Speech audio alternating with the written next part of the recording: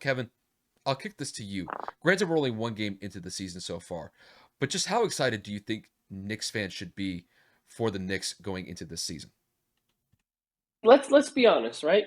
New York Knicks basketball is probably one of the most exciting times of the year for the entire city of New York. No matter what borough you're a part of, no matter what fucking set, whatever, you know what I'm saying? The Knicks bring New York together. And I saw it all over my timeline. When the Knicks do good, New York does better. Like overall as a unit, when the Knicks are winning and where the Knicks are good, it's good for the NBA and it's good for the city. So I'm looking at this team and how it's constructed, right? Kemba Walker's on this team. You re-sign Derrick Rose. You go out there and you freaking go and get Evan Fournier, who I will admit I was a little bit hesitant and questionable, but then he goes out and performs the way that he did. Julius Randle, your most improved player from last season, he goes out there and he performs as well. And the team goes out there and gets a win against a semi-decent Boston Celtic team, right? Obviously, Jaylen Brown popped off for 46 points. Jason Tatum had a very off night, but that was in high regards because RJ Barrett played phenomenal defense on him throughout the integrity of the game. So I'm just looking at a box score, right? Let's just go over the numbers. Julius had 35. Mitchell had 11 in his first game back. He did not miss a shot from the field. Granted, he missed some free throws. He could have had potentially 15 points, but he had 17 rebounds and he had 2 blocks.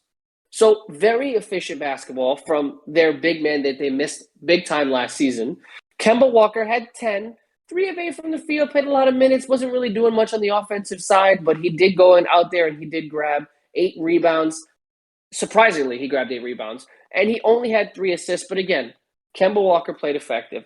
Evan Fournier goes out there, drops 32. RJ Barrett goes out there, drops 19. Obi Toppin comes off the bench and he drops 14. Derrick Rose, an off night, 3 of 11. He goes out there and drops 9. And the clutch go ahead basket, or should I say the advancing basket, to put the Knicks up 4 in OT.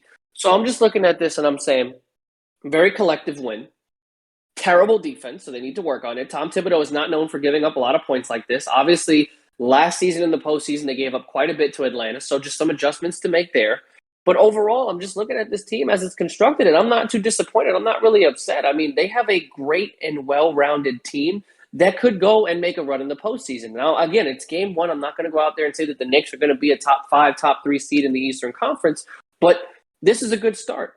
It was a gritty, tough, and long game that the city didn't know it needed, and the city erupted. Granted, I'm not home, but I have enough friends on social media to know that the garden outside was electrifying. For God's sake, Side Talk NYC, for those of you that are unaware.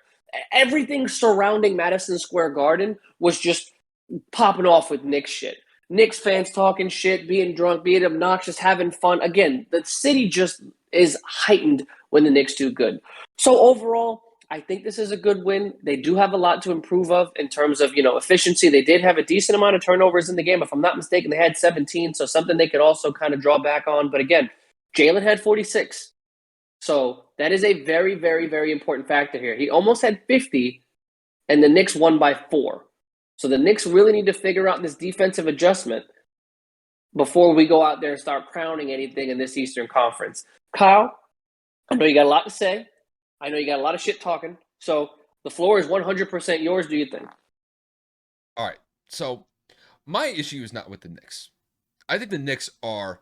I think they're going to be a top 5 seed in the Eastern Conference this year. I have that much faith in this team simply just because when I look at this roster that consists of RJ Barrett, Julius Randle, Mitchell Robinson, Evan Fournier, Kevin Walker, and Derrick Rose, and Obi Toppin as well.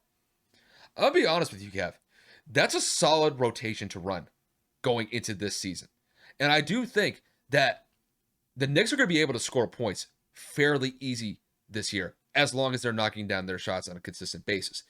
And I think if they just really continue the momentum that they had from last season, granted it didn't end well because they got smacked by the Hawks in the first round of the playoffs last year. I think if they just learn from their mistakes that they had in the playoffs, I think they'll be fine. I could see them possibly getting to maybe the second round of the playoffs this year, as long as they play good in the playoffs. So I think offensively, I'm not really worried about what they're going to do. I know with Tom Thibodeau at the head coaching role for them, he's one of the better defensive coaches, if not one of the best defensive coaches that the league has to offer. So I imagine this was just the first game, trying some things out with personnel groupings.